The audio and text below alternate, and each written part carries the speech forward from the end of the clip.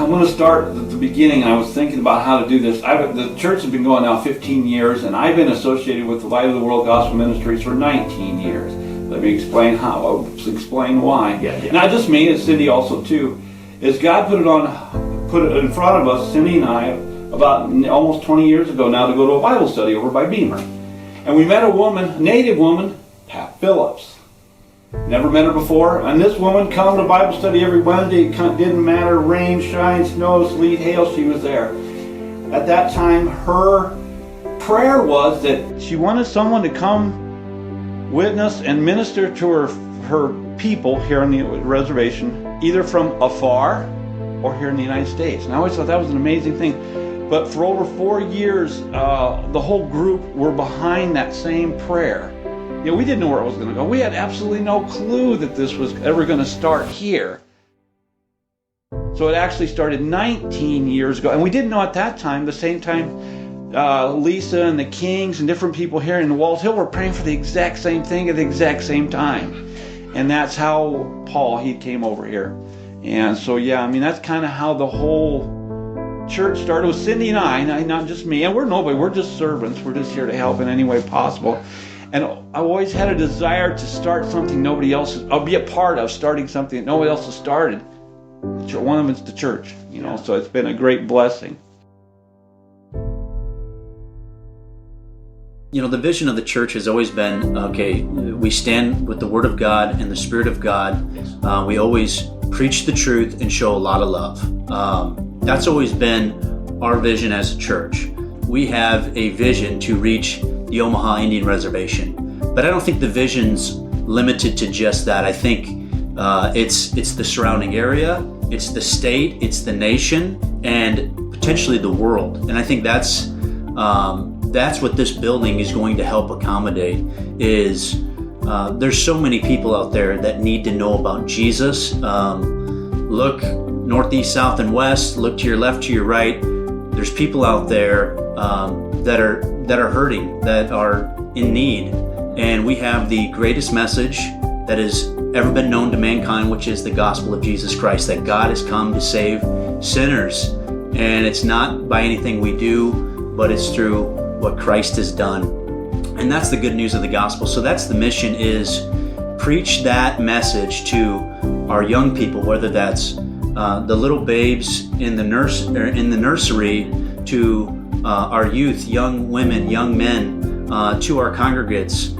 Preach the gospel and spread the message of Jesus Christ, and that's the goal. And we want that for not only the Omaha Indian Reservation, but for everyone, all nations, all tongues, all languages, to know about Jesus. And I think that's the mission. And with the facility, like what we're planning on building, it's going to accommodate for all those things. It's a 14,000 square foot facility. There's going to be a kitchen, a cafe, a bookstore, a nursing area, classrooms. There is so much potential with that structure, where it's just going to open up our opportunities in these ministries. We'll definitely have more space in the new building.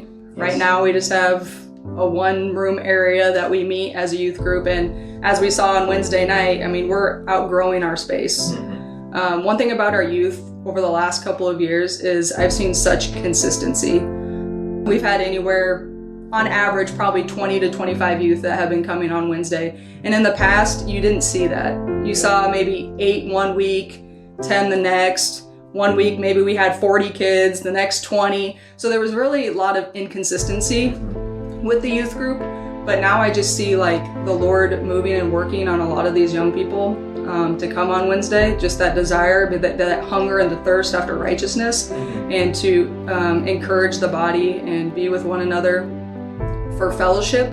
So moving into the new building, I think we'll have more space to maybe, and hopefully more leaders will step up to, right now our youth is ages 14 on up. So it is definitely a big age gap. We have some that are freshmen in high school to in college to outside college age. So maybe breaking down more of the high school age, college age, and then a young adult. Currently, we have full design documents, so that costs money, of course, to hire an engineer architect to build a facility that matches what there's a variety of different people in the church. Everybody wants this and that, so we've gotten past that process to where the design costs are done. That's complete, and the design is probably 90% complete. So that's good news, right? So they've got everything covered as far as the demo, the foundations, what the structure is going to look like. Interior layout has been decided upon, how many restrooms we're going to have, classrooms, what the sanctuary is going to be like, et cetera, et cetera. So all that stuff's been established, which is great news. Now we're on to the building phase. So right now, Light of the World, we have around $1.3 million in our bank account. So that's great, right? Debt-free, and we have money in the bank. That's amazing for a small church of 120 people on an Indian reservation. But with that, we have phase 1 started, and phase 1 would be, that just kicked off within this last month, which is demolition of the current existing buildings that are there, new earthwork, so they have to dig out, the old earthwork, replace it with new, make sure it's structurally sound, bring in utilities, and then it rolls into phase 2, which is the building structure itself. So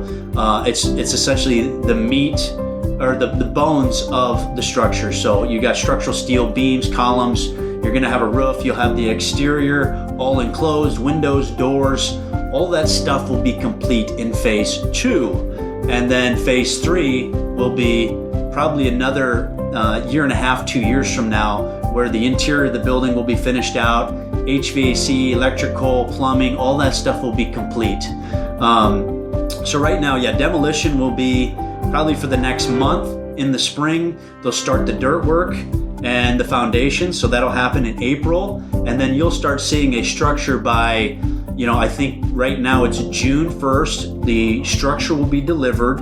That'll be erected rather quickly. So you'll probably have 6 to 8 weeks of erection happening, and then there'll be some other little details as far as windows, doors, brick, ethos, all that fun stuff. But by winter of this year, you'll have a structure complete outside that you can see. And then I would say within the next year and a half to 2 years, as we continue to raise funds, you'll see the interior finish out happening, MEP, electrical, mechanical, plumbing, all that fun stuff. So, and I would just say this, as far as fundraising goes from the church, so we do have 1.3 in the bank. Phase 2 is a total of 1.9 to 2 million. So do the math, we have 1.3 in the bank. We have to get to 2 million at phase 2. So we have to earn $600,000 to $800,000 this year in order to accommodate just phase 2. Okay, and then phase 3, which is the interior finish out, that'll be another $1 million, let's say. That's just an estimate. But so right now we as a church need to raise around 1.8, 1.9 million yet in order to accommodate what we need to do and the goals for this church. So that's a big ask, but we'll see. God will provide. So, if you want to support the cause, go to www.lightoftheworldgm.com. Then go to Building Fund on the top right of the webpage. Then click Help Fund.